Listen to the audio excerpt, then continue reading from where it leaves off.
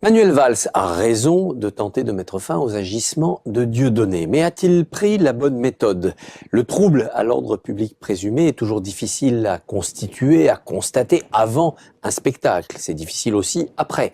Les préfets vont devoir faire preuve de beaucoup d'habileté s'ils veulent appliquer la consigne du ministre. En revanche, Manuel Valls et d'autres ministres, par exemple la ministre de la Culture, par exemple le ministre de l'Éducation, pourraient faire en sorte qu'on ne programme plus Dieudonné dans les salles. En effet, la plupart des salles de spectacle ont des liens avec les autorités, avec les collectivités locales. Parfois même, il y a des subventions. Il faut faire pression sur les directeurs de salles, sur les programmateurs, pour qu'ils décident de ne plus mettre Dieudonné à l'affiche. Avec une sorte de volonté d'hygiène pour que les spectateurs n'aient plus la possibilité de venir le voir. Pour qu'il n'y ait pas la tentation, il faut supprimer l'objet de cette tentation. Ainsi, Dieudonné n'aura plus de public. En même temps, il faut faire la pédagogie de ce rejet, de ce refus de Dieudonné. Et cette pédagogie, elle ne peut que s'appuyer sur l'étude de ses textes, de ce qu'il dit vraiment, pour expliquer à ceux qui auraient envie d'aller connaître le frisson de la transgression et du tabou violé en écoutant Dieudonné, leur faire comprendre que ce n'est pas possible,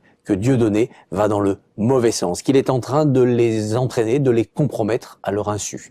Il faut que le public, de lui-même aussi, en vienne à trouver Dieudonné non seulement pas drôle, mais néfaste, nauséabond, malfaisant. Alors à ce moment-là, on aura vraiment réussi à éradiquer non seulement le spectacle, l'artiste, mais aussi les racines de son idéologie.